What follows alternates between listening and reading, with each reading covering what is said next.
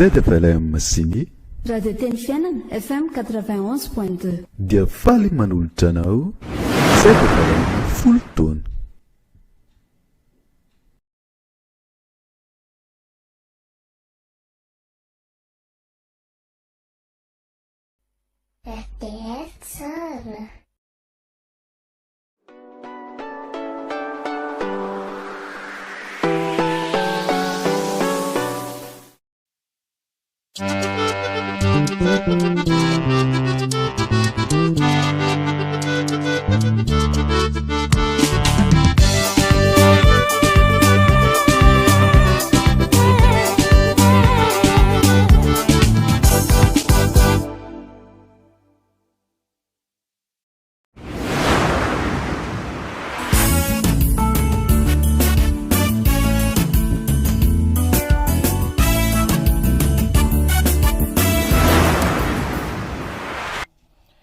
hivavaka sika tompoko.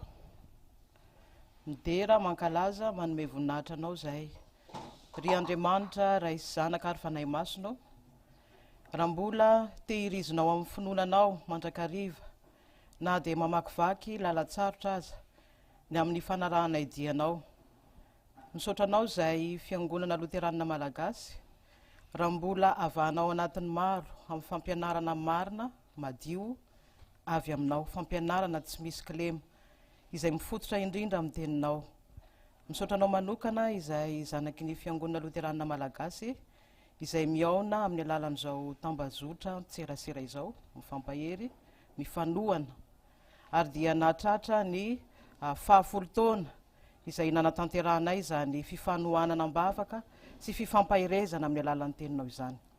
Ankehitriny dia tia mpianatra anay ianao ny amin'ny sitraponao mahakasika ny vavaka izay vavaka tsy atao ho anay samyrery fa tokony ho ataonay ho an'ny hafa ihany koa.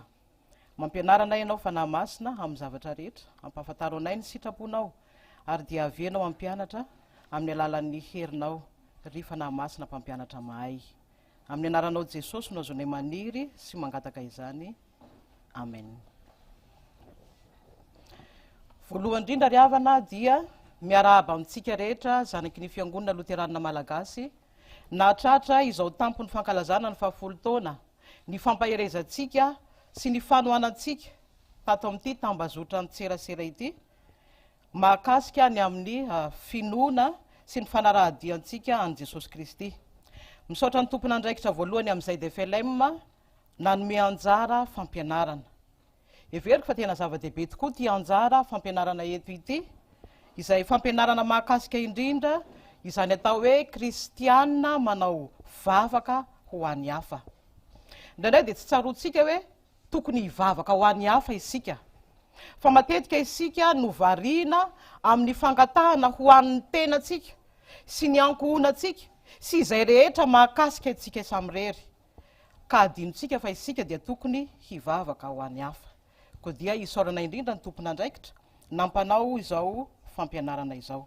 Izany fampianarana izany dia ankinitsika amin'izay voalaza ao amin'ny Jakoba 5 ny 9:20 izay mivaky toy izao amin'ny anaran'i Jesosy, mifampivavaha mba ho sitrana ianareo. Zaraintsika telo lehibe ny fitondrana ity fampianarana ity mba azahoantsika izay zavatra tiana hambara sy tiana hampitaina. Voalohany dia hijery sika mahakasika ny atao hoe vavaka amin'ny ankapobeny. Manaraka an'izay dia hojerentsika ny mahakasika an'izany atao hoe kristiana manao vavaka ho an'ny hafa. Ary amaranantsika azy dia hoe inona ny tombontsoa azo avy amin'izany vavaka atao ho an'ny hafa izany. Hiditra avy hatrany ary sika ny amin'ny fizarana voalohany ny amin'ny atao hoe vavaka. Voalohany dia ho faritantsika ny atao hoe vavaka. Ny vavaka raha adika tsotra amin'ny heviny araka ny andikan'ny rakobolana azy na rakobolana malagasy zany na ny rakobolana amin'ny teny vahiny dia midika hoe fangatahana, midika ihany koa hoe fiangaviana, midika ihany koa hoe fitarainana, azo ambara ihany koa hoe fihantana, miantahanta. Ary matetika ny rahavavintsika katolika no mampiasa an'ity teny hoe mihanta ity rehefa mivavaka. Ny vavaka zany dia fiangaviana ataon'ny olona amin'Andriamanitra, fitarainana ataon'ny olona amin'Andriamanitra, fitalahoana ataon'ny olona amin'Andriamanitra ho fitadiavam-pamonjena amin'izay rehetra manahirana azy. Io ny atao hoe vavaka. Fa andikana ny vavaka ihany koa, ny vavaka dia tsy hafa fa fifampiresahana amin'Andriamanitra. Zany hoe ahitsy tsara, tsy hoe resaka atao amin'Andriamanitra ny vavaka fa fifampiresahana atao amin'Andriamanitra. Zany hoe ny vavaka dia tsy monologue fa dialogue. Andriamanitra miaino antsika, isika miresaka aminy, fa ho setrin'izany ihany koa dia Andriamanitra miresaka amintsika amin'ny alalan'ny teniny. Noho izany dia fifampiresahana amin'Andriamanitra ny atao hoe vavaka. Dialogue izy zany. Fa maninona ary sika no vavaka? Io no jerentsika hoe inona ny antony mahatonga atsika hivavaka. Ny antony mahatonga atsika kristianina hivavaka, ny antony mahatonga atsika zanak'Andriamanitra hivavaka, ny antony mahatonga atsika mino hivavaka. Raha jerena amin'ny ankapobeny dia misy antony 5 lehibe mahatonga atsika mivavaka. Antony voalohany, mivavaka isika satria fanomezana nomen'Andriamanitra antsika ahafahantsika mifandray aminy ny atao hoe vavaka. Cadeau avy amin'Andriamanitra zany, fanomezana avy amin'Andriamanitra noho ny fahasoavana ny vavaka. Ny vavaka dia zavatra atolotr'Andriamanitra noho ny fahasoavana mba ahafahantsika mifandray amin'ny malalaka ho famonjena ny fanahintsika. Alalana avy amin'Andriamanitra no ahafahan'ny mpanota manatona azy. Alalana avy amin'Andriamanitra no ahafahan'ny mpanota manatona azy. Ary zany dia avy amin'ny fahasoavan'Andriamanitra, izany fahazoantsika manatona azy zany.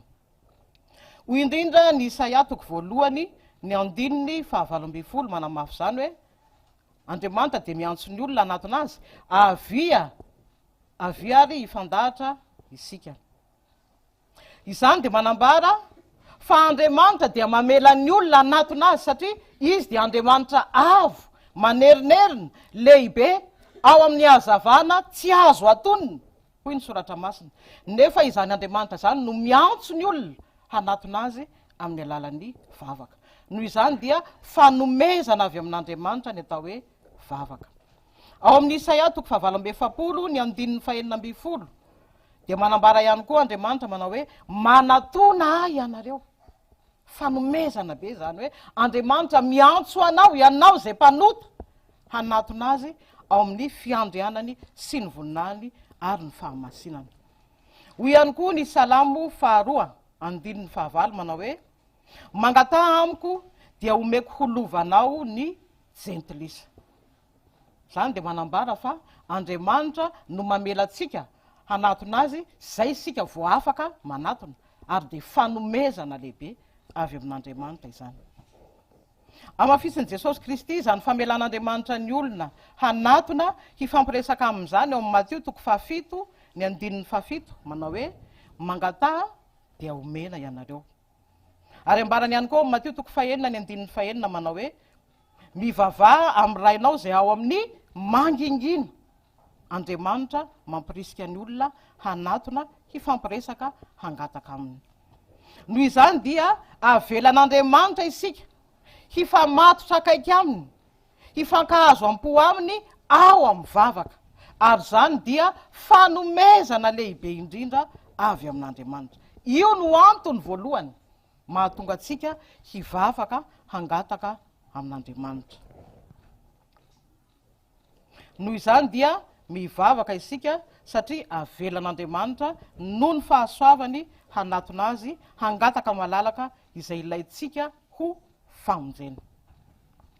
Hoy ihany koa ny teniny izay manamafy sy manome toky hoe raha ny oloko izay nantsona amin'ny anarako no avy anetry tena sy hivavaka sy tadiny tavako ary hiala amin'ny ratsy fanaony dia hiaino any an-danitra aho ka ahasitrana ny taniny. Teniny zany ao amin'ny tantara faharoa toko 7 ny 4:4. Manaraka an'izany dia antony faharoa mahatonga atsika hivavaka dia mivavaka isika satria hiankina ny fahaveloman'ny fanahitsika, hiankina ny fahaveloman'ny fiainana maha-kristianina antsika ny vavaka. Izay no mahatonga an' Jesosy Kristy mandidy atsika hivavaka. Didin' Jesosy Kristy ny vavaka satria hiankina ny ainy fahaveloman'ny maha-kristianina antsika izany. Io no mahatonga an' Jesosy Kristy manao hoe tsy mety raha tsy mivavaka mandrakariva ka tsy reraka. Ary dia milaza ihany koa izy hoe mangataha didy zany amin'ny endrika impératif. Izany teny izany manambara fa zavatra tsy maintsy ho atao ny mivavaka raha mbola tiatsika ho velona ny aim-pinoana maha-kristianina antsika. Ny kristianina anankiray tsy ampivavaka ry havana dia toy ny olona anankiray mihiboka ao anaty efitra anankiray, tsisy varavarakely, efitra kely, tsisy varavarakely, tsy ampy ny rivotra iainany ao ka amin'ny farany raha mbola mitoy ny fitoerany ao amin'izany efitra kely zany de tsy maintsy ho faty izy raha tsy mitady hevitra aingana hivoahana hifokarivotra madio ety ivelany noho izany dia ny vavaka no toy ny rivotra hiainany olona amin'ny maha kristianina azy hiainany fiainam-panahiny kristianina isan'andro mba tsy hahafaty izany finoana sy ny aim-panahy ao anatiny izany ny olona anankiray tsy mivavaka zany a de tahaka ny olona anankiray tapenana ny orony tsy misy rivotra miditra hiainany izay no antony tsy maintsy ivavahantsika satria hiankinan'ny fiainam-panahytsika fahaveloman'ny fiainam-panahytsika izany vavaka izany noho izany dia mivavaka zany isika satria io no mampifandray atsika amin'ilay andriamanitra loharanonaina andriamanitra loharano-pahavelomana raha ny zava-maniry anankiray no tapahana hiala amin'ny fakany dia maty avy atrany zany satria raha hoana lay tsironaina mahatonga azy ho velona dia tapaka tsy misy fifandraisana de tahaka zany a ny fahatapahan'ny fandraisantsika aim-pahavelomana ao amin'andriamanitra ho an'ny fanahintsika raha tsy mivavaka isika antony fahatelo ihany koa tokony hatonga atsika hivavaka dia mivavaka isika satria anisan'ny toetra vokatry ny finoana ao anatitsika ny atao hoe vavaka ny finoana ao anatitsika izay nateraky ny teny sy ny fanahy no mahatonga atsika hanana etaeta mandrakariva te hifandray amin'andriamanitra mahatonga atsika hanana etaeta mandrakariva te hifampiresaka amin'andriamanitra noho izany dia io finoana ao anatitsika io mihitsy no manosika antsika hivavaka ho tia miresaka amin'andriamanitra ary dia mangetaeta mandrakariva isika noho ny amin'ny finoana hanatona an'andriamanitra amin'ny alalan'ny vavaka ho indrindra ny mpanao salamo ao amin'ny salamo 2 ny andinin'ny faharoa manao hoe mangetaeta an'andriamanitra ny fanahiko dia andriamanitra velona raha oviana no tonga aho ka hiseho eo anatrehan'andriamanitra zany hoe tsy andriny mihitsy ny fotoana iaonany amin'andriamanitra hifampiresaka amin'andriamanitra satria isaky ny miresaka amin'andriamanitra izy dia mahazo aina noho izany dia ny finoana no mahatonga ny kristianina handray sy hiazona ny famonjena izay natolotr'andriamanitra azy ka ao anaty vavaka no hitehirizany ny aim-panao amin'izany finoana izany ary de izany finoana izany no manosika azy isan'andro hanatona an'andriamanitra ao anatin'ny vavaka ny vavaka no fieren'ny mino fandosirany mino ny am'izay rehetra mety hanimba ny famonjena izay eo am-pelatanany ho indrindra ny joela 7 ny andinin'ny 5 manao hoe ary nazovo no iantso ny anaran'i Jehova dia ho afa mandositra ho afa mandositra amin'inona ho afa mandositra amin'ny loza dia ny fahaverezana izany amafisiny romanina 10 ny andinin'ny 17 zany manao hoe amin'ny anaran'i Jesosy izay miantso ny anaran'ny tompo no hovonjena noho izany dia ny finoana ao anatitsika mihitsy no mitarika atsika tsy maintsy hivavaka hitehirizatsika izany aim-pinoana izany hiazonantsika ny famonjena mandra-piavin'ny Kristy eny amin'ny raha ho any lanitra manaraka an'izany dia mivavaka ihany koa ny kristianina satria misy fifandraisany akaiky amin'ny atao hoe fahamasinana amin'ny fiainana maha kristianina ny vavaka mifandray akaiky ny toe-pahamasinan'ny kristianina sy ny atao hoe vavaka ny fahamasinana moa de tsy hafa fa ireo toetra rehetra izay mifanaraka amin'ny sitrapon'andriamanitra mifanaraka amin'ny fahamasinan'andriamanitra hiainany kristianina ka ao amin'ny vavaka no entiny kristianina angatahana isan'andro amin'andriamanitra haiza ny toetra ao amin'izany sitrapon'andriamanitra izay mahatonga azy ho masina izany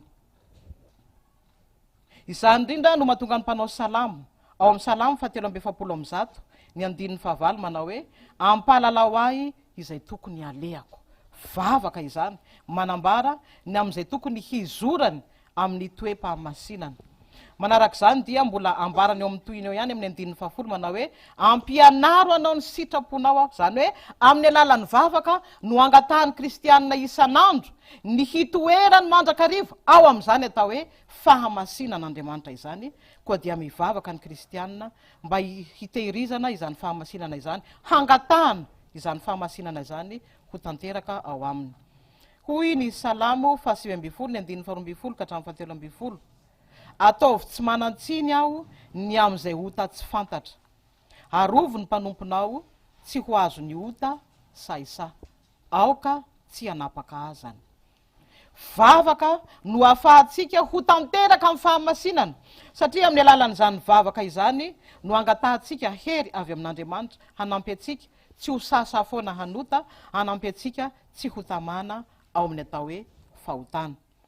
Amin'ny alalan'ny vavaka no ahafahan'ny kristianina tsy ho tafalatsaka ihany koa amin'ny fakapana, fa ny kristianina zay lavo anaty fakapana dia kristianina izay miala amin'ny atao hoe fahamasinana, koa dia mahatonga ny kristianina ho voaharo amin'ny fakapana ihany koa ny fananany fiainam-bavaka. Ambara ao amin'ny Marka 4:12 ny andininy 7:30 manao hoe miareta tory ka mivavah mba tsy hidiranareo amin'ny fankapana.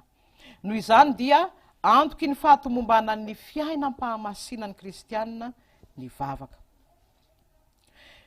Ary farany dia ny vavaka ihany koa no iankinan'ny kristianina amin'Andriamanitra ny amin'izay rehetra ilainy ara-panahy sy zay rehetra ilainy eto amin'izao fiainana izao. Zay rehetra ilainy amin'izao fiainana izao, zay rehetra ilainy amin'ny fahavelomany rehetra dia ao amin'ny vavaka no angatahany izany.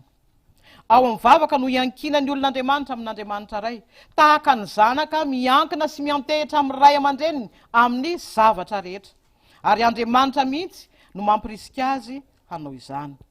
Hoy Jesosy, fa fantatry ny rainareo izay tokony ho anareo raha tsy mbola mangataka aminy aza ianareo.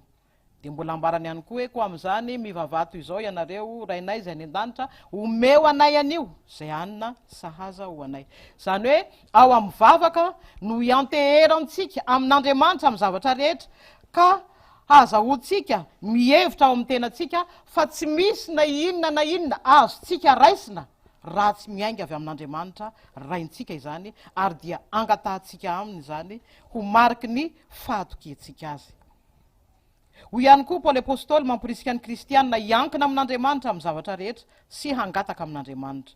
Ao amin'ny Filipianina 4:4 ny andininy 1. Aza manahy na inona fa aoka ny fivavahana sy ny fifonana, mba amin'ny fisaorana no entinareo manambara ny fangatahanareo amin'Andriamanitra amin'ny zavatra rehetra. Hita arak'izany fa zava-dehibe tokoa eo amin'ny fanjarian'ny fiainana maha-kristianina antsika ny vavaka. Zay any mahakasika ny vavaka amin'ny ankapobeany, be da be ny zavatra mbola azo resahana mahakasika ity vavaka ity, fa izay tena tokony ho fantatsika momba ny atao hoe vavaka no nambara tamintsika teo. Fa ny fanontaniana mipetraka dia ny hoe move ny tenan'ny kristianina ihany ny tokony hoentiny am-bavaka, ny tenany sy ny momba azy ihany ve no entina am-bavaka, dia efa nambara tamintsika tary amin'ny fitarian-teny teo fa tsy hanivaliny zany. Fa ny kristianina izay tsy mivavaka fa tsy ho an'ny tenany ihany dia kristianina tia tena. Ko izany indrindra no tsara handiniatsika ny amin'ny antony tokony hivavahantsika ho an'ny hafa. Ho jerentsika hoe manahoana zany kristianina mivavaka ho an'ny hafa zany, inona no antony ary inona no vokatra raisina avy amin'izany. Ny kristianina dia tsy maintsy manandratra vavaka ho an'ny hafa no ireto antony manaraka ireto, tsy maintsy manandratra vavaka ho an'ny hafa. Voalohany, manandratra vavaka ho an'ny hafa ny kristianina satria izy dia olon'ny fitiavana. Zay no antony mahatonga ny kristianina mivavaka ho an'ny hafa, olon'ny fitiavana. Zay no amantarana ny kristianina. Io no anisan'ny toetra fototra anankiray lehibe amaritana ny atao hoe kristianina, dia ny fananany fitiavana. Kristianina sandoka, kristianina sadasada, kristianina anarany, izay kristianina tsy manana ny fitiavan'Andriamanitra mitoetra ao anatin'ny fony. hoy jesosy kristy eo amin'ny jaona toko 7:5 manao hoe izany no ahafantaran'ny olona rehetra fa mpianatra ianareo raha mifankaty, zany hoe izany fitiavana izany no ahafantaran'ny olona fa kristianina ny olona anankiray. Zany fitiavana izany no mahatonga ny kristianina tsy maintsy hifampitondra ambavaka, fa hoy ny tenin'Andriamanitra mifampitondra azy mahavesatra ary aoka izany no anatanterahanareo ny lalàny Kristy. Voasoratra zany eo amin'ny Galatiana toko 4:2. Ny fifampitondrana izay mahavesatra dia midika hoe ianao kristianina mitondra ny entany hafa, isika kristianina mitondra izay mahavesatra ny hafa. Mety mitambesatra amin'ny olona hafa io ny fahotany, mety mitambesatra amin'ny olona hafa io ny fahalemeny, mety mitambesatra amin'ny olona hafa io ny fahosany, na zay mety ho fahasahiranana mianjady aminy eo amin'ny fiainana. Ireny rehetrarehetra reny no anapitsika azy hitondra azy eo amin'Andriamanitra amin'ny alalan'ny vavaka. Hoy Jakoba ao amin'ny Jakoba toko 5:5, mifampivavah mba ho sitrana ianareo. Teny famporisihana zany mba hahatonga ny kristianina hitondra izay mahavesatra ny hafa. Didim-pitiavana omeny tompo arak'izany ny tsy maintsy hifampitondrany kristianina ambavaka. Izany no anton'le hoe rainay zay any an-danitra ao mivavaka nampianarin'ny tompo. Naona tokoa moa izy ity, tsy natao hoe raiko zay any an-danitra, rainay zay any an-danitra. Izay no nampianarin'i Jesosy Kristy, satria nahoana? Tia no hotsapan'ny mpianana, tia no hotsapan'ny fiangonana, tia no ampianarina amin'ny kristianina fa amin'ny fotoana rehetra zay anantonany an'Andriamanitra ao mivavaka dia tsy ny tena ny samy irery no tokony hoentiny eo anatrehan'izany Andriamanitra izany, fa miaraka mitondra ny hafa eo anatrehan'Andriamanitra ihany koa izy. Tsy maintsy mitondra ny hafa manatona ho eo anatrehan'Andriamanitra ny kristianina isak'izay mivavaka izy. Ny dikan'izany dia izao: zay zavatra rehetra angatahinao ho an'ny tenanao dia tsy maintsy angatahinao ho an'ny hafa ihany koa izany, raha teo antsoina hoe kristianina ianao. Raha ohatra hoe mangataka fahasalamana ianao dia tsy maintsy mivavaka ho an'izay tsy salama rehetra. Raha ohatra hoe mangataka finoana ianao dia tsy maintsy mangataka ho an'izay tsy manam-pinoana rehetra sy ny sisa sy ny sisa, fa izany ny atao hoe fifampitondrana izay mahavesatra. Raha tsy zany dia manjary manao vavaky ny tia-tena isika ka tsy ankasitrahan'Andriamanitra ny vavaka tahaka izany. Io no mahatonga ny vavaka ataontsika indraindray tsy mivaly, satria nahoana? Vavaky ny tia-tena, tsy mahatsiaro ny hafa, tsy mahatsiaro afa-tsy ny tena sy izay mahakasika ny tena ihany, hany ka tsy mankasitraka izany Andriamanitra. Hoy ny Filipianina toko 4:4, aza samy mihevitra ny azy ihany fa saminy amin'ny namany koa. Antony faharoa tokony hivavahan'ny kristianina ho an'ny hafa ihany koa dia satria endrika isehoan'ny fahafahana kristianina ao amin'ny mino izany. Endrika isehoany atao hoe kristianina manana fahafahana izay natolotry Kristy azy teo amin'ny tamin'ny alalan'ny jaliany teo amin'ny hazo fijaliana sy ny mitsanganany tamin'ny maty. Raha mampiaratra ny fahafahana kristianina Lotera dia mamintina azy amin'izao fehi-kevitra izao: ny kristianina afaka dia tsy andevo amin'ny zavatra rehetra. Inona ny tia ambara amin'izany? Tsy andevo ny filana, tsy andevo ny devoly sy ny asany rehetra ary ny fombany rehetra, fa ny kristianina afaka ihany koa dia mpanompo mahafatra-po an'Andriamanitra izy, sady mpanompo ny olona rehetra. Tsy andevo izy amin'ny lafiny ilany, amin'ny lafiny filana sy ny zavatra maro isan-karazany, saingy mpanompo kosa izy amin'ny fanompona ny olona rehetra sy ny fanompony an'Andriamanitra. Ao anatin'izany fanompony kristianina ny olona rehetra izany ny fahaizany mitondra ambavaka ny olona rehetra. Io no fanompona faratampony indrindra izay tonga lafatra indrindra amin'ny fanompona ataon'ny kristianina ho an'ny hafa dia ny fitondrany azy eo anatrehan'Andriamanitra amin'ny alalan'ny vavaka. Ilaina arak'izany ny fifampitondran'ny kristianina ambavaka. Paoly apôstôly matetika dia nangataka tamin'ny kristianina mba hitondra-mbavaka ny tenany. Izy de nangataka hoe mba entonareo ambavaka aho am'ty asa ity. Voasoratra zany eo amin'ny Tesalonianina voalohany toko 5 ny 5 manao hoe ry rahalahy mivavah ho anay. Ambara ihany koa zany ao amin'ny Tesalonianina 2 toko 7 ny 1 manao hoe mivavah ho anay mba andehanany tenin'ny tompo faingana. Ny fanompona ny hafa tsara indrindra sady mahomby dia ny vavaka atao azy. Inona ny antony? Satria zany fivavahana zay ataonao an'ny hafa izany, vavaka ataonao an'ny hafa izany, ny fitondranao ny hafa eo anapototry ny azo fijalian' Jesosy Kristy izany dia tsy hafa fa fibatana azy eo anatrehan'Andriamanitra izay mahay mamonjy, izay mahay manafaka azy am'izay rehetra manahirana azy. Izany fibatana ny hafa amin'ny alalan'ny vavaka izany de tsy hafa fa mitovy amin'ilay olona efada. Ambaran'ny soratra masina Marka toko 2:7 izay nibata an'ilay marary ny paralisisa ho eo am' Jesosy Kristy. Ity marary ny paralisisa ity raha izy no andrasana hitondra ny tenany eo anatrehan'Andriamanitra dia tsy hisy mihitsy zany, fa tsy maintsy mila olona hafa ivelan'ny tenany izy hibata azy eo anatrehan'ilay mpanafaka sy ilay mpamonjy sy ilay mpanasitrana zay vo afaka ho sitrana. Noho izany dia ny fibatantsika ambavaka ny olona eo anatrehan'Andriamanitra dia mitovy am'reto asa nataon'izy efada reto rehefa nitondra n'ilay marary ny paralisisa izy. Ambara zany eo amin'ny Marka toko 2:7 manao hoe ary nisy nanatona nitondra ny marary ny paralisisa ho eo aminy izay nolanjay ny efada. Izy efada reto angamba matony sahirana nitondra azy de mety reto le sahiraniny isan'andro isaky ny misy zavatra ilainy raha te andeha ivoaka izy, raha te anatanteraka zavatra izay manavesatra ny tenany izy de mety izy efada reto angamba no misahiraniny isan'andro. Ka izay indrindra natonga azy efada mba afaka fahasahiranana azy sady eo ihany koa ny fitiavany an'ilay marary, zay no natonga azy efatra am'rahalahy reto hibata ilay marary ny paralisisa eo am' Jesosy. Mitovy am'zany asa nataon'izy efatra am' rahalahy zany izay nitondra n'ilay tsy afaka mitondra ny tenany eo am' Jesosy isika rehefa mitondra ny hafa eo anatrehan'izany Jesosy Kristy zany. Maro ny olona manodidina atsika izay manana fahalemena, manana fahotana zay manorosory atsika, manana toetra ratsy izay mety manafitohina antsika isan'andro. Ny zavatra tsy tsapatsika de zao fa naniny Jesosy apetraka eo akaikitsika izy ireny. Inona ny antony?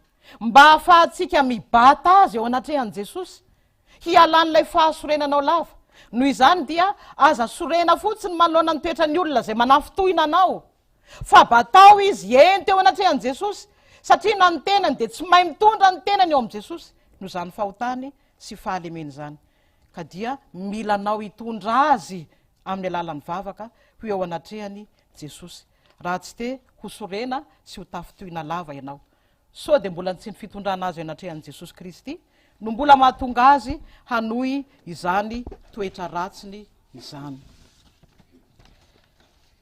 Eo anatrehan'izany ary izavy ny olona tokony ho entin'ny kristianina ambavaka.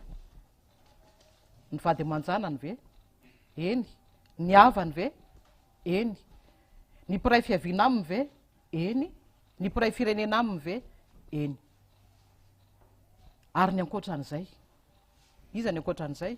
Ny tsy mitovy firehana amiko, ny fahavaloko, ny rafiko, ny mpanenjika iandro aman'alina, ny mpankahalahy, reny ve tokony ho entina ambavaka ihany koa? De ny soratra masina manambara mazava tsara fa ny olona rehetra no entina eo anatrehan' Jesosy amin'ny alalan'ny vavaka. Hoy ny Timoty 1:2 ny 1:1. Koa mananatra indrindra aho mba hatao zay fangatahana, fivavahana, fifonana, fisaorana ho an'ny olona rehetra. Izany no tsara ka ankasitrahana eo imason'Andriamanitra mpamonjy atsika izay tia ny olona rehetra ho vonjena. Ny olona rehetra tsy ankanavaka no tsy maintsy entitsika ambavaka. Manery atsika anao an'izany ilay fitiavan'Andriamanitra ao anatitsika, manery atsika anao an'izany ilay finoana ao anatitsika, manery atsika anao an'izany ilay fitiavana an'Andriamanitra ao anatitsika izay manery atsika ihany koa tsy maintsy ho tia ny olona rehetra. Fampianarana zay averimberiko matetika ity fampianarana zay teneniko eto ity hoe ny fon'ny olona anankiray dia mitovy amin'ny totondriny. Izay no vokatry ny fikarohana siantifika. Zany hoe ny totondronao a mitovy abe amin'iny ny fonao. Nisy mpampianatra anay anankiray tao amin'ny salta izay nampianatra manao hoe ny fotsika dia tahaka ny totondro tokoa ny abeny, saingy tokony ho omby ao avokoa ny olona rehetra. Zany no atao hoe kristianina manam-pitiavana. Dia nanontany anay izy tamin'izany hoe efa tafiditra ao am-ponareo daholo ve ny olona rehetra? Izay fanontaniana veriko amintsika ihany koa. Mbola misy olona ve tsy tafiditra ao anatin'ny fonao? Amin'izao andrenesanao ny fampianarana izao. Io olona tsy tafiditra ao anatin'ny fonao io dia tsy maintsy entinao ambavaka. Entinao ambavaka aloha voalohany ny tenanao mba ho tafiditra ao am-ponao izy. Hainao ny amelany elony, ho avelanao ny fahadisony, ary dia ho entinao eo anatrehan'Andriamanitra izy satria misy antony matoa ianao mankahala azy, mety ao ilay fahalemeny, tsy fahatanterahany sy ny zavatra maro isan-karazany. Ny olona rehetra no entina eo anatrehan'Andriamanitra amin'ny alalan'ny vavaka. Ny fahavalo izay mitsangana ho rafy. Marina aloha fa ny kristianina dia tsy mba manam-pahavalo. Tsy kristianina izay miteny hoe ianina dia fahavaloko ranona. Tsy kristianina izay miteny an'izany. Fa ny olona no manangana ny kristianina ho fahavalony noho ny amin'ny fitoriany an' Jesosy Kristy. Fa ny kristianina dia tsy manam-pahavalo. Ireny olona izay manangana ny olona anao fahavalo ireny koa dia tsy maintsy entinao ambavaka.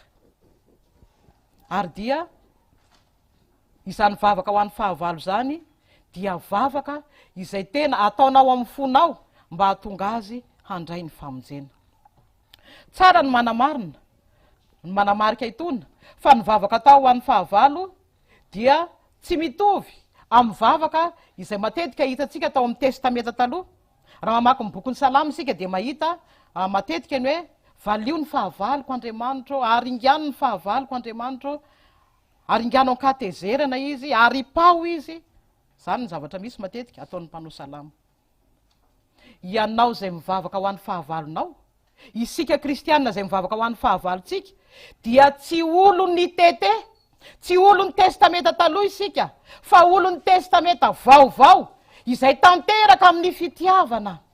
Ny olon'ny testameta taloha dia olona mbola tsy niaina ny fitiavana amin'ny fahatanterahana. Fa ny olon'ny testameta vaovao kosa dia tsy olon'ny maso solon'ny maso, na nify solon'ny nify. Fa ny olon'ny testameta vaovao dia ny olona izay manaraka ny fampianaran'i Jesosy Kristy raha nanazavany amin'ny atao hoe fitiavana izy, ka nabarany hoe aza manohitra izay manisy ratsy ianao. Raha misy mamely te amaina ny takolako ankavanana, atolory azy koa ny ankavia sy ny sisa sy ny sisa. Izany olon'ny testameta vaovao izay miaina amin'ny fitiavana, amin'ny fanatanterahany araka ny nampianaran'i Jesosy Kristy azy zany, io no mivavaka ho an'ny fahavalo. Ary vavaka izay atao hahatonga ny fahavalo io handray ny famonjena izany vavaka atao izany. Hoy Jesosy Kristy ao amin'ny Mateo 5:7 manao hoe tiava ny fahavalonareo ary mivavaha ho an'izay manenjika anareo. Mbola mafisiny zany eo amin'ny Luka 9:9 manao hoe misaora izay manozona anareo ary mivavaha ho an'izay manisy ratsy anareo. Mazava tsara ny fampianaran'i Jesosy Kristy, ary ny porofony zany rehefa nombona teo amin'ny hazo fijaliana izy, efa nampijaly azy ny fahavalo, efa nampahory azy amin'ny faratampo ny fahavalo, kanefa mbola nivavaka ho an'izany olona nanombo azy tamin'ny hazo fijaliana zany Jesosy Kristy. Io ny atao hoe fitiavana. Kristianina mivavaka ho an'ny hafa, kristianina mivavaka ho an'ny olona rehetra. Antsoina ihany koa sika hivavaka ho an'ny hafa satria nahoana?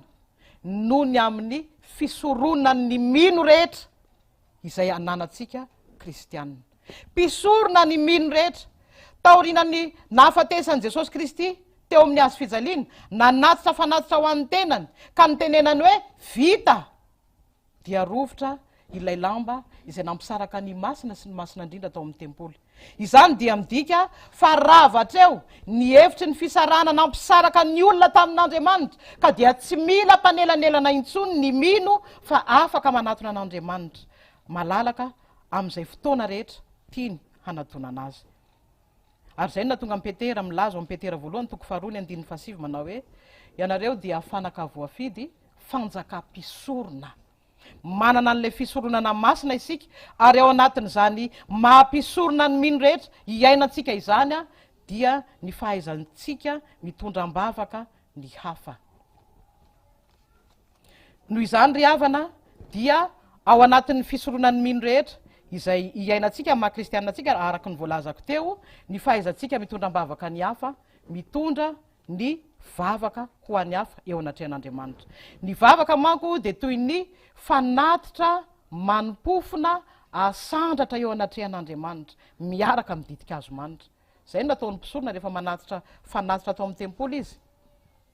Fanatitra izy, fanatitra manimpofona miaraka amin'ny ditika azo manitra.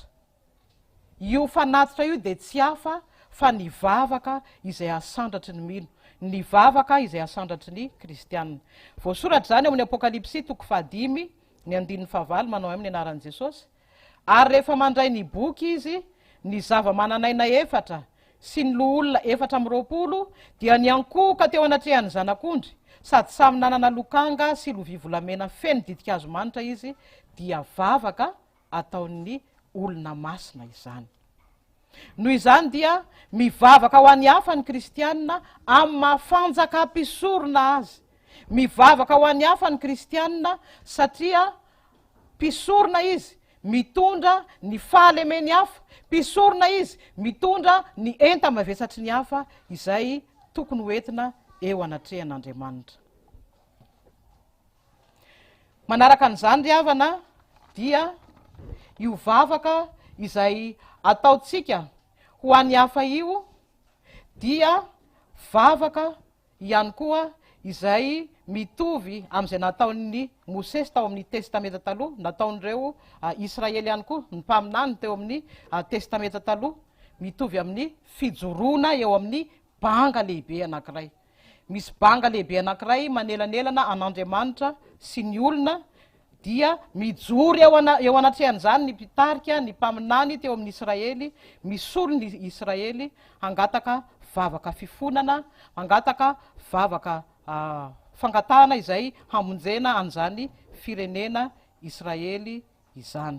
Araky ny nambara teo dia Mosesy dia nitsangana teo amin'ny banga, ny solo ny heloky ny Israely, nangataka fifonana ho an'ny Israely mba tsy andringanan'Andriamanitra azy. Ambaran'ny Salamo 1:7 ny andininy 7:20 zany manao hoe amin'ny anaran'i Jesosy. Ary nikiasa andringana azy izy, Jehovah-Andriamanitra zany, raha tsy Mosesy voafidiny no nandroso hijoro tamin'ny banga teo anatrehany hampiala ny fahatezerany mba tsy andringanany azy. Ambara ihany koa amin'ny Ezekela 7:12 ny andininy 5. Fa Andriamanitra dia tezitra tamin'ireo mpaminany sasany teo amin'ny Israely izay tsy nety nijoro eo amin'ny banga ho fiarovana ny ainy Israely. Ambara zany manao hoe amin'ny anaran'i Jesosy, tsy niakatra eo amin'ny banga ianareo sady tsy nanao manda hiarovana ny taranak'Israely. Zany hoe zavatra tena mahatezitra an'Andriamanitra ny tsy fahaizana mivavaka ho an'ny hafa, mivavaka ho an'ny firenena, mivavaka ho an'izay rehetra tokony hoentina mbavaka dia ny olona rehetra izany.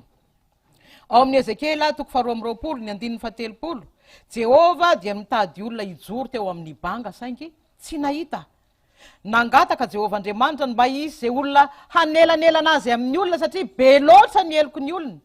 Nitady an'izany izy saingy tsy nahita. Ambara zany ao amin'ny Ezekela 2:20 ny andininy 7 manao hoe, ary nitady olona teo aminy aho hanao manda sy hijanona eo amin'ny banga eo anatrehako hifona ho an'ny tany mba tsy handravako azy, kanjo tsy nahita. Zavatra mampalaelo an'Andriamanitra, zavatra nisan'ny tena ilain'Andriamanitra ny hijoroantsika kristianina eo amin'ny banga, hisolo ny firenetsika, hisolo ny avatsika, hisolo ny ankohonatsika ho eo anatrehan'Andriamanitra, hangataka ho azy, handraisany ny famonjena. Inona ary ny vokatsoa lehibe izay raisina amin'izany vavaka ataon'ny kristianina ho an'ny hafa izany. Samy mandray vokatsoa na ny mpitondra ambavaka na ny hoentina ambavaka. ny vokatra raisy ny kristianina amin'ny fahaizany mitondra mbavaka ny hafa dia fitahina, fiadanana, fanambinana. Io no raisin'izay mitondra ambavaka. Tahaka izay nataony Joba, raha nivavaka ho an'ny sakaizana izy, izay ny tsara sy nanameloka azy nanoloanany fahoriana izay nentiny, nivavaka ho an'izany sakaizana izany Joba. Dia ambaran'ny Joba 2:7 manao hoe amin'ny anaran'i Jesosy. Ary Jehova nampody ny fiadanany Joba raha nivavaka ho an'ny sakaizana izy, ka dia nanome azy indroa toraka izay nananany fahiny. Misy fitahina ao anatin'ny fahaizantsika mivavaka ho an'ny hafa. Tsy mahafaty antoka izany. Manokatra ny fitahina, fiadanana, fanambinana ho an'ny tenany izay mivavaka ho an'ny hafa. Ambara ao amin'ny Jeremia 7:20, ny 7 manao hoe: ary katsaho izay hiadana ny tanàna izay ampandehanako anareo ho babo, ary mivavaha amin'ny Jehova ho azy, fa raha miadana izy dia mba hiadana koa ianareo. Ny vavaka ataotsika ho an'ny hafa izay mitady famonjena ho azy, mitady fanafana ho azy, mitady fiadanana ho azy, dia mampirisika an'Andriamanitra hanome atsika fiadanana bebe kokoa, hanome atsika ny fanan'Andriamanitra hahafahantsika miazona ny famonjena bebe kokoa. Matetika ry havana, rehefa mivavaka ho an'ny hafa isika dia manafaingana ny valim-bavaka zay angatahantsika amin'Andriamanitra zany. Isika zany rehefa mivavaka ho an'ny hafa, ny vavaka ataotsika no valian'Andriamanitra mialoha, ho fankasitrahan'Andriamanitra izany vavaka ataotsika izany. Noho izany dia mahazo fitahina, fanambinana, fiadanana amin'Andriamanitra, ankasitrahan'Andriamanitra ny kristianina mivavaka manao fifonana, fangatahana ho an'ny hafa. Fa mahazo tombony ihany koa amin'izany vavaka atao ho azy izany ilay entina-bavaka. Satria inona le zavatra azony rehefa mivavaka ho azy tsika? Raha mangataka aminy tsika ny amelan'Andriamanitra ny elony amin'ny fahotana, voavela ny elony. Raha mangataka ho azy tsika ny anomezan'Andriamanitra azy finoana, omen'Andriamanitra finoana izy, zany hoe raha kapoka amin'ny teny iray dia mahatonga famonjena ho an'izay entina-bavaka ny vavaka izay atao ho azy. Mahatonga an'Andriamanitra hanome fanambinana azy ihany koa izany. Hoy ny Mpanjaka faharoa 7:20, ny 4 manao hoe amin'ny anaran'i Jesosy: koa ingao ny vavakao hamonjy izay mbola sisa tsy ringana no ambaran'Andriamanitra eto. Ireo olo malaza ny soratra masina ry havana dia manome ohatra tsara ny amin'ny fitondranam-bavaka ho an'ny hafa sy ny vokatsoa azo avy amin'izany. I Abrahama ohatra dia nivavaka mba tsy handravana ny Sodoma sy Gomora izay andringana ny olona manontolo ao amin'izany tanàna izany. Ho valin'izany noravana Sodoma sy Gomora, saingy nisy sisa izay navotana dia Lota sy ny zanany izany.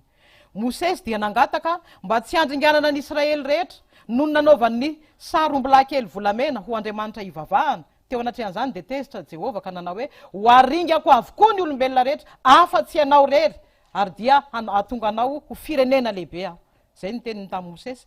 Mosesy anefa dia tsy nanaiky ny andringanan'Andriamanitra ny firenena manontolo, ka dia vokatr' izany dia maro ny ringana, saingy mbola nisy izay sisa vokatry ny vavaka fiangaviana nataony Mosesy. Samuela mpaminany ihany koa dia nivavaka tamin'i Jehova mba tsy hirehetra amin'ny Israely ny fahatezeran'Andriamanitra vokatry ny fangatahan'ny mpanjaka, ka dia namindra fo tamin'ny Israely Andriamanitra na dia nangataka mpanjaka hanjaka aminy aza izy. Eli mpaminany ihany koa dia nivavaka ny mba hilatsahany ranonorana, ka dia nirotsaka ny ranonorana rehefa nangataka izy. Mbola maro be ny olo malaza ny vavaka izay nangataka ho an'ny hafa: Daniel, Ezra, Nehemi, maro samihafa ireo olona tao amin'ny soratra masina izay nangataka ho an'ny hafa, ary nisy vokany ho famonjena ny hafa, nisy vokany ho famonjena ny firenena izany vavaka natao ho an'ny hafa izany. Jesosy Kristy raha teo moa araka ny efa nambaran-tany aloha dia efa nanome ohatra ny amin'ny vokatsoa raisina ny amin'izany vavaka ho an'ny hafa izany.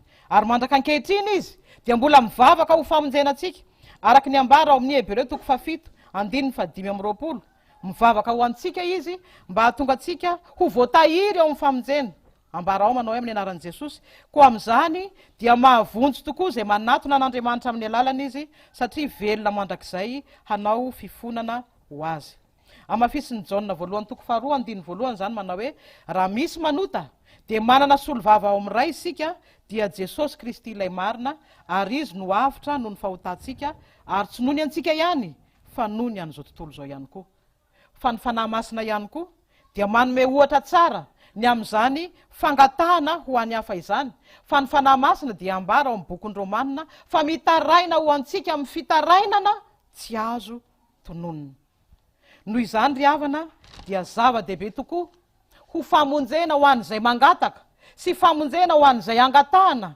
ny fahaizana mivavaka ho any hafa raha manan-tanteraka izany isika zanaky ny fiangonana loteranina malagasy no ny herin'ny fitaoma amin'ny fanahy masina sy noho ny fahasoavan'andriamanitra manaiky hiainy ny vavaka izay ataotsika raha mangataka ho an'ny firenena isika raha mangataka ho an'ny ankonatsika isika raha mangataka ho an'ny havatsika isika raha mangataka ho an'ny fahavalo sy ny rafitsika isika dia ho hitatsika fa hitahy atsika andriamanitra ary hitahy ny olona rehetra izay entitsika mbavaka ka dia oloabolana isika hoe voninahitra ny ao an'andriamanitra ray zanaka ary fanahy masina zay efa azy hatramin'ny taloha indrindra ka mbola ho azy mandrakizay amen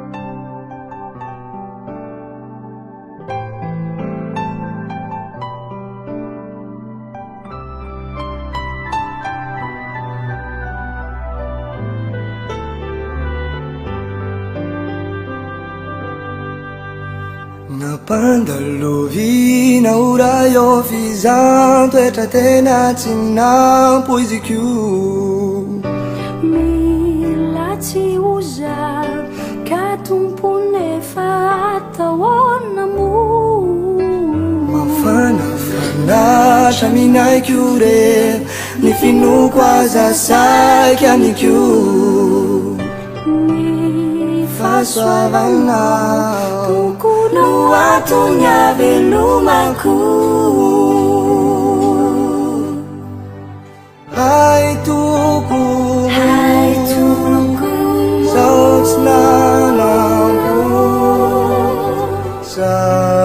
Sajadi nukulitenina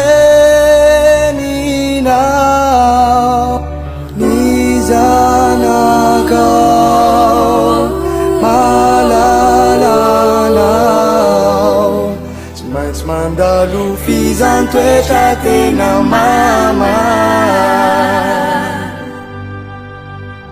Che kuli fitunjana Namangi rifiria zara Tazuni kiu sauti amuifu Tipanupunau timasu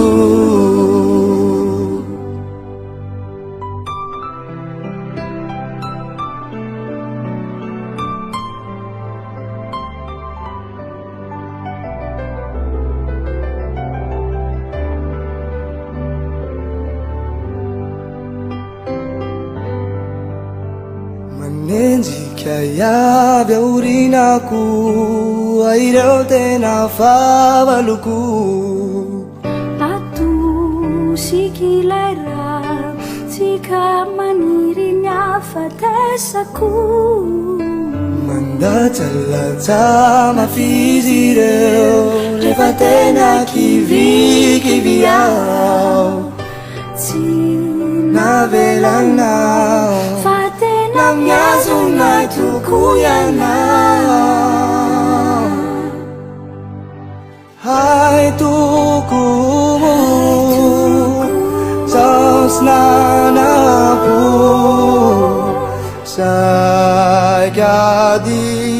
nukunitenina ianao ny zanakao malalanao tsy maintsy mandalo fizantoetra tena mamay ekekony fitondranao namangiry firiazaray tazonikyo sautsy amoifo ty panomponao tsy maso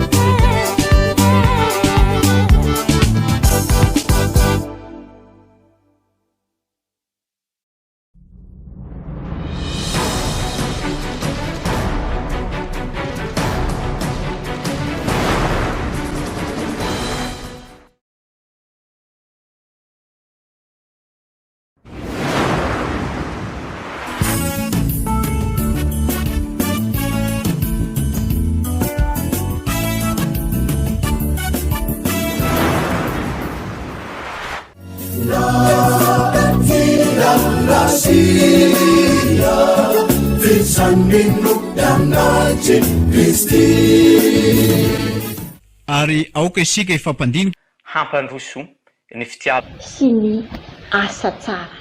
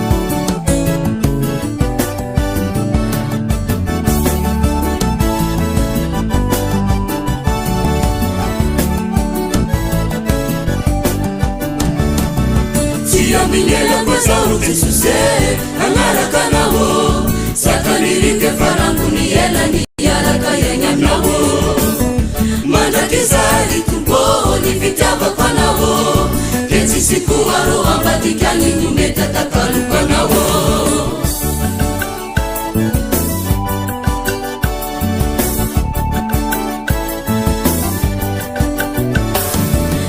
binela kwezao jesuse angarakanao sakanirike faranguni yela ni yaraka yenyaminao mandakizali tumboni vitava kwanao keti sikuwaro ambatikani umetatakalukanao angarakananzi seninivatinakawo na ufatilieni katikati polizalahe angarakanao jesusio kumnamuna jabe neninakanani yapa kujaminyarenga kununyamilawo angarakananzi seninivatinakawo na ufatilieni katikati polizalahe angarakanao jesusio kumnamuna jabe neninakanani yapa kujaminyarenga kununyamilawo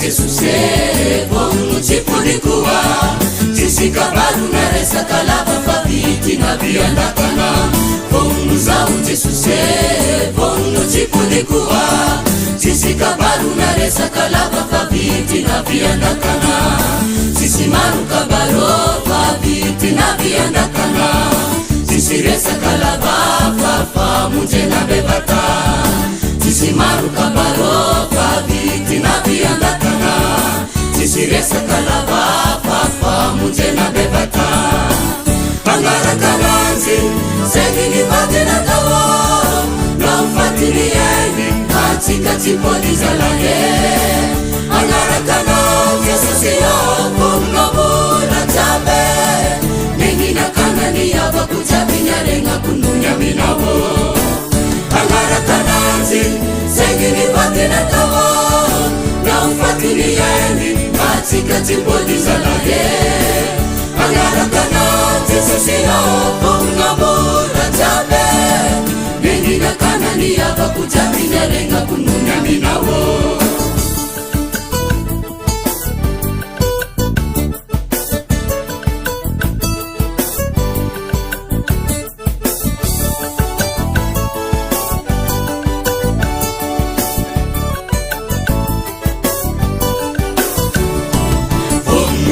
jesuse bomu chipulikuwa jisikabalu na resa kalaba fabiti na viandakana bomu zau jesuse bomu chipulikuwa jisikabalu na resa kalaba fabiti na viandakana jisimaru kabaro fabiti na biye jisiresa kalaba mtenoya jisimaru kabaro fabiti na biye sisiresa kalaba mtenoya sisimaru kabaro tinabiye sisiresa kalaba mtenoya sisimaru kabaro tinabiye sisiresa kalaba mtenoya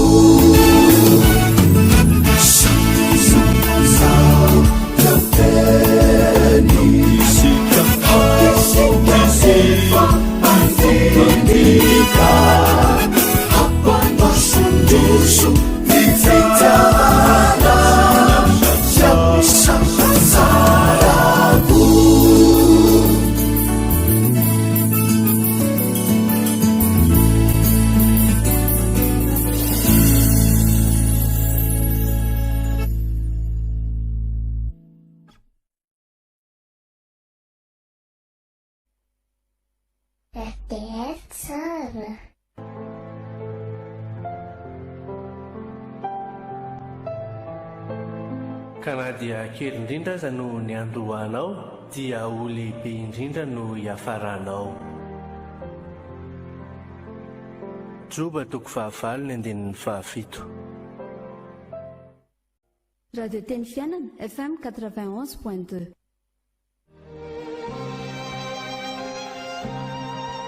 Hita ianao anie Jehova ka hiaro anao, ampamirapiratra ny tavany aminao anie Jehova ka hamindra fo aminao, anandratra ny tavany aminao anie Jehova ka hanome anao fiadanana. Amen. Numeri toko 9 andininy 7 hatramin'ny 9.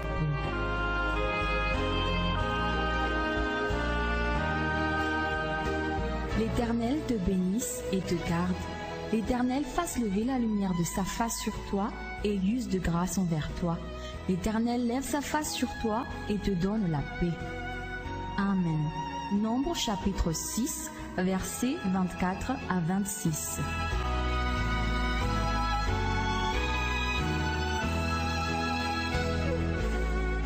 May the Lord bless you and take care of you. May the Lord be kind and gracious to you. May the Lord look on you with favor and give you peace. Amen. Number chapter 6, verse 24 to 26.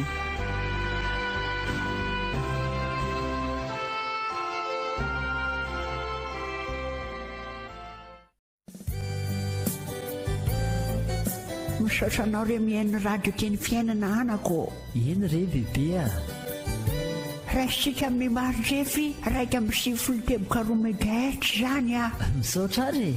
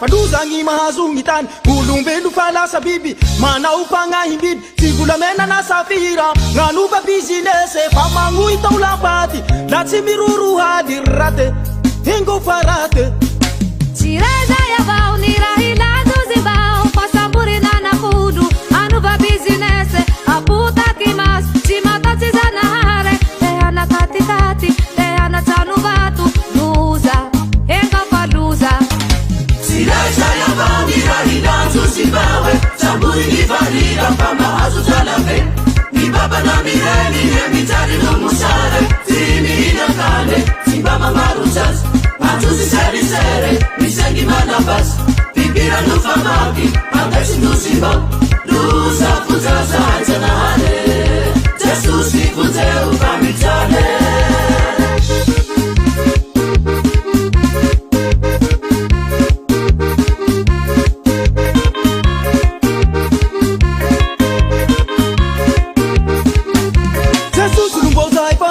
Faduzangi mahazungi tani Gulumbelu fala sabibi Mana upanga himbibi Tigula mena na safira Nganuba bizinese Famangu itaula pati Lati miruru hadirate Hingo parate Chiranja ya bao nirahila nduzimbao Pasamburi na nakudu Anuba bizinese Aputa kimas Chimakati zana hare hana katikate le hana trano vato loza ega fa loza Silaza ya vanira hilazo Zimbabwe Chambui ivarira fama hazo talabe Ni baba na mireni le mitali lumusare Zimi hila kale Zimbama maruzas Hazo zisari sere Misengi manabas Ibira nufa magi Andes nuziva Luzla muzasa Etanale Jesus kifunze ufamitale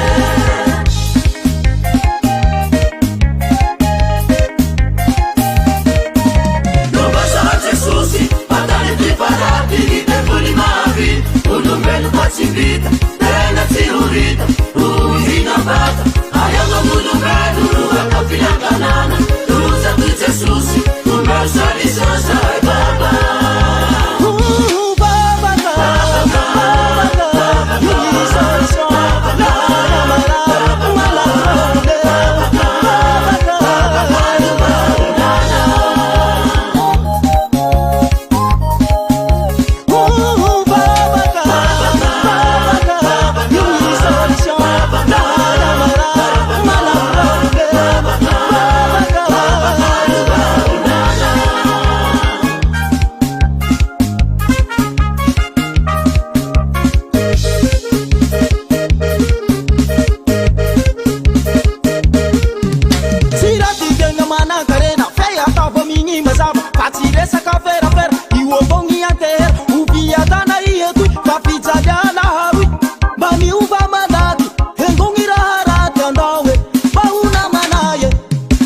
Susinanjana, Laharia Bununa, Anda Umi Bebaha, Enganira Harata, Jesusimilana, Anadini Untana, Manampitambianau, Simapuyanau, Andawe, Bauna Manaye. Amurikane Kuntira, Misi Ulusua, Penina Atau, Marisia Limite, Anana Yantera, Munupunua Ulu, Tia Nesimati, Paura Bantanetui. Zikana pamati, simandata jalasa Zivita ni shaipa, kuzambana ndani chao Lungu bami ubamalake Papiana retu imurarapa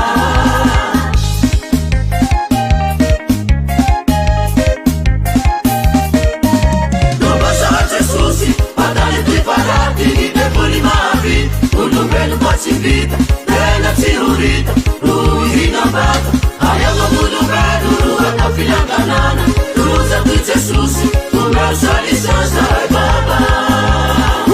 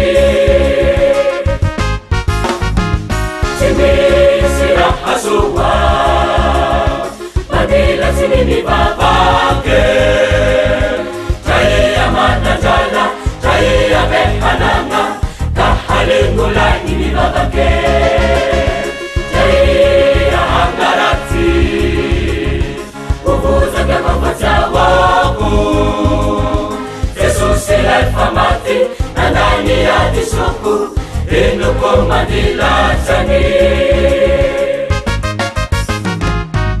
iainanezaka itwe mivava hamanjamesany jesosy tompo falimangotany jalany asany mpanompo vavakava vavakava zahara afe vavakava nekamiafafe vavakava engavera nisampina vafanelekanange engavera mapelinipiname engavera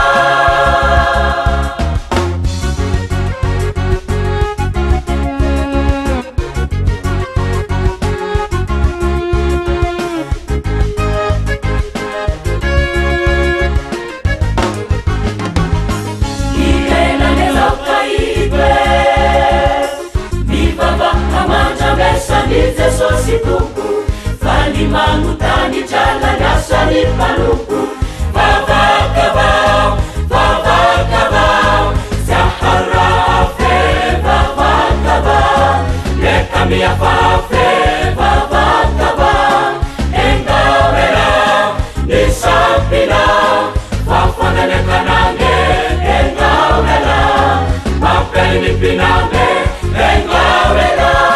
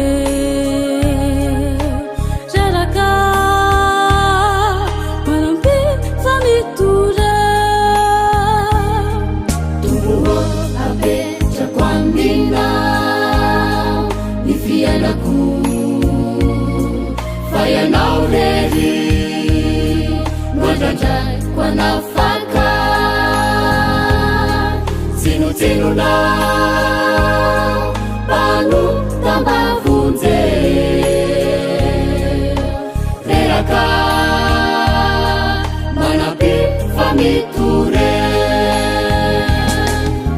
Samruva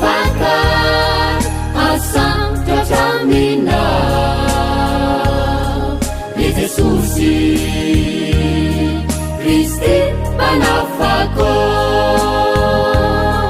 itenina luma namarawe magata tiome nayanare samlubavaka asam jajamina Jesusi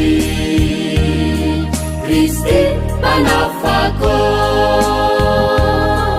itenina luma namarawe magata tiome nayanare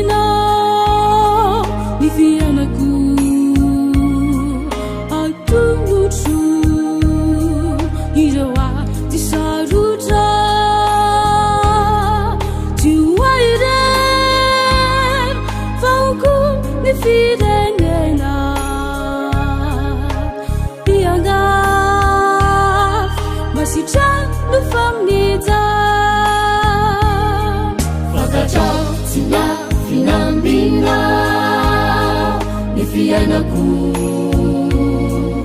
atulutu ilewa isarucha siwaire fanku ifivenena miaga masitanu famita samluvavaka asam jajamina Jesusi Kristi panafako itenina luma namarawe magata tiome nayanare samluvavaka asam jajamina Jesusi Kristi panafako itenina luma namarawe magata tiome nayanare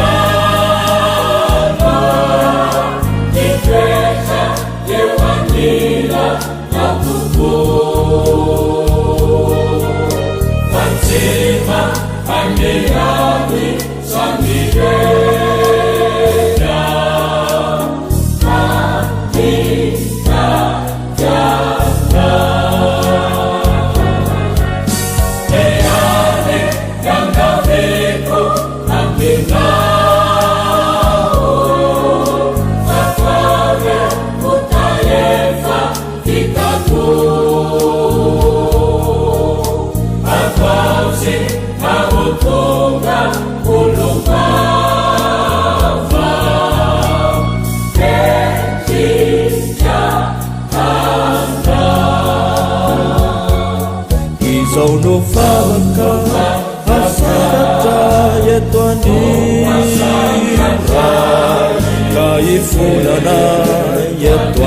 nateana orinajua futuruturane yakukawina rirajuo bayendu saha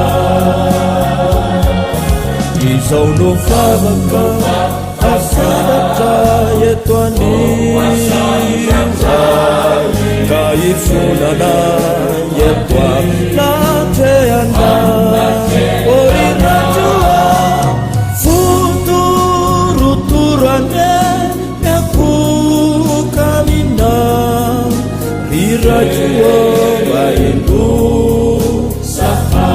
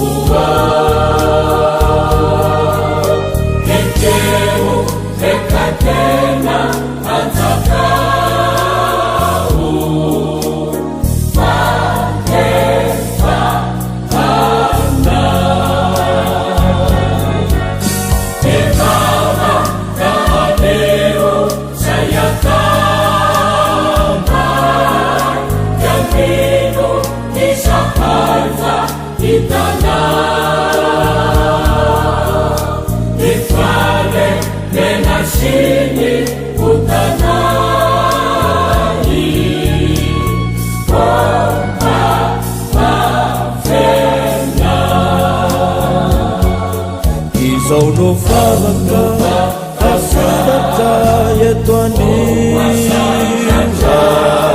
kaifunana yetwa nateana orinajua futuruturane yakukawina rirajuo bayendu saha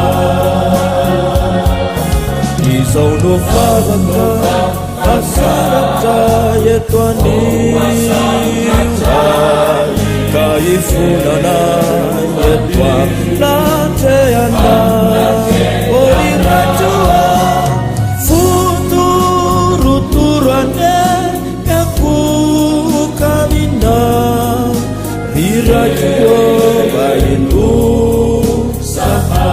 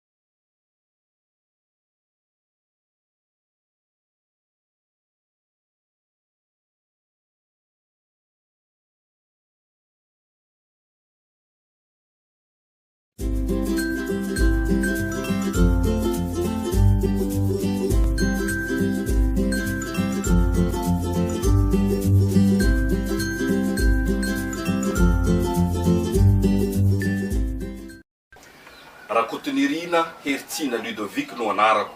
Antsoin'ny namana mpiara-mianatra promotion hoe Ludovic na Dovic.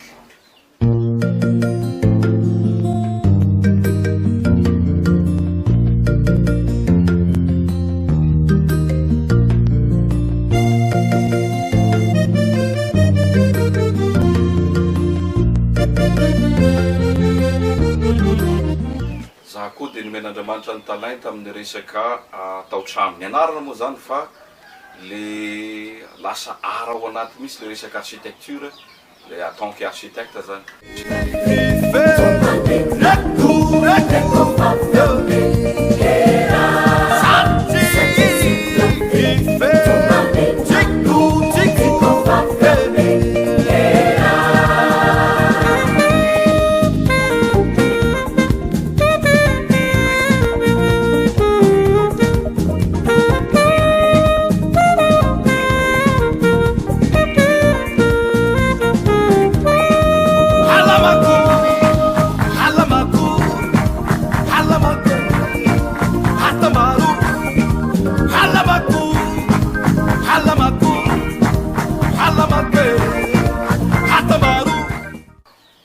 Soa ho asika rehetra ho amin'izay resaka mozika zay tena ampiasa an'io talenta io ho fanompona, ho fanaovana ny asa tsara, ho fanehoany mpitiavana ny mpiarabelona sy ny mpiara-mivavaka.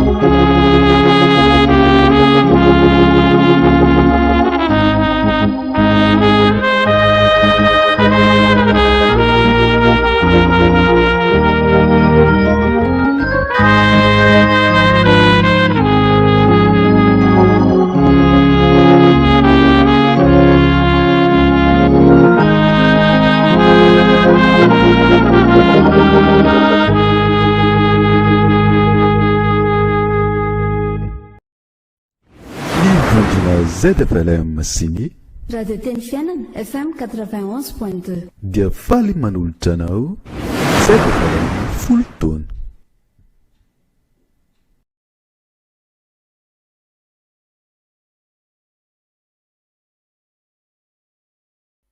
RTS tsara.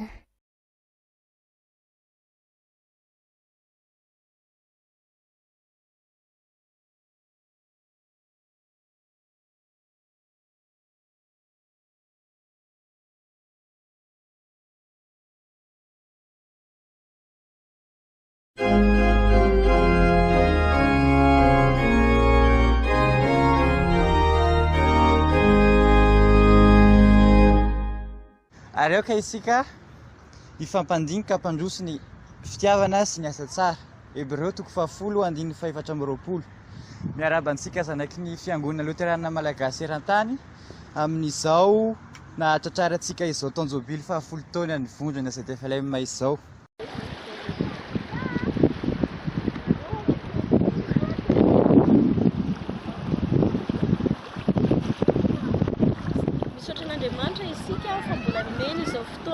Fankalazana ny fahafolo ny orena ny vondrona zanaky ny fiangonana Luterana Malagasy izao. Ny fankalazana moa dia mitondra ny rifaneva izay hitantsika ao amin'ny Hebreo 10:420.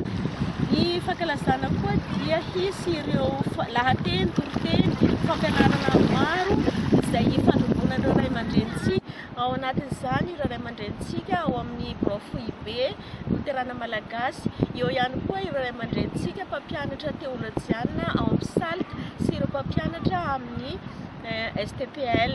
Ao ihany koa ireo ray aman-drenitsika missionnaire, ireo ray aman-dreny amin'ny synodam-paritany maro misy eto amin'ny toerana sy any ivelany. Eo ihany koa ireo tompon'andraikitra ara-pahasalamana hanolotra torohevitra ho antsika rehetra amin'izao, indrindra amin'izao fotoana mikariky ny fisivalana-retina izao. Dia izay ary ny fandaharam-potoana izay hoentintsika mankalaza izao fahafolona izao, koa dia mirahasoa antsika rehetra Jesosy Kristy eny masitay tahakarantsika rehetra. Misaotra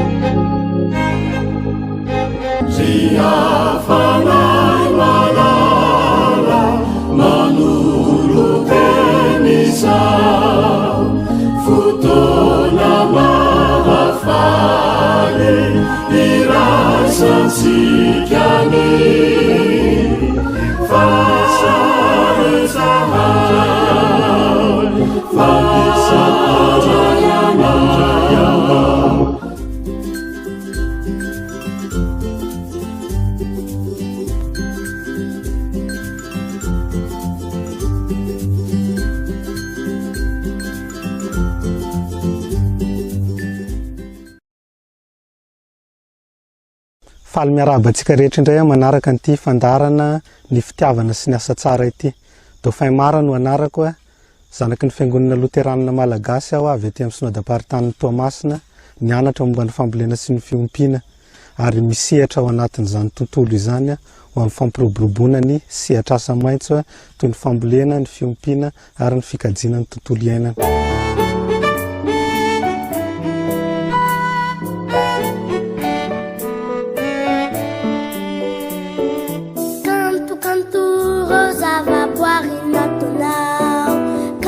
Cantu isere e chavitana ire ubibi kelika achaminyele fonkampiri kama hateiza.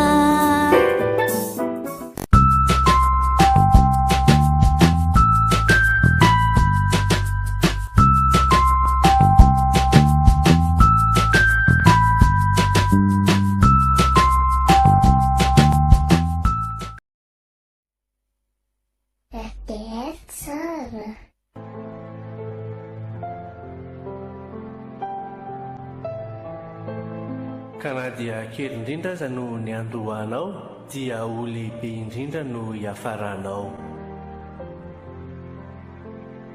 Joba toko fahavalo ny andinin'ny fahafito. Radio Teny Fiainana FM 91.2.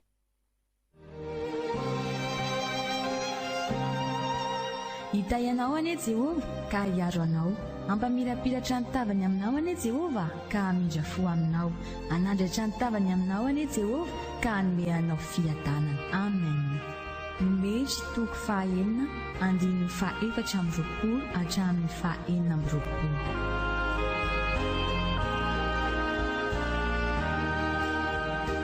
L'Éternel te bénisse et te garde. L'Éternel fasse lever la lumière de sa face sur toi et use de grâce envers toi. L'Éternel lève sa face sur toi et te donne la paix. Amen. Nombre chapitre 6, versets 24 à 26.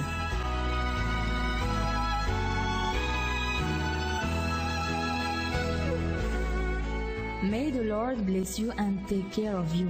May the Lord be kind and gracious to you. May the Lord look on you with favor and give you peace. Amen. Number chapter 6, verse 24 to 26.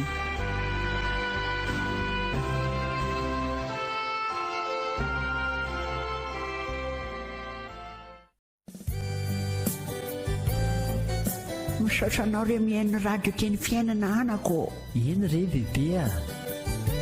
Raisitsika mimarindrefy raika amin'ny 7 teboka 2 megahertz zany a.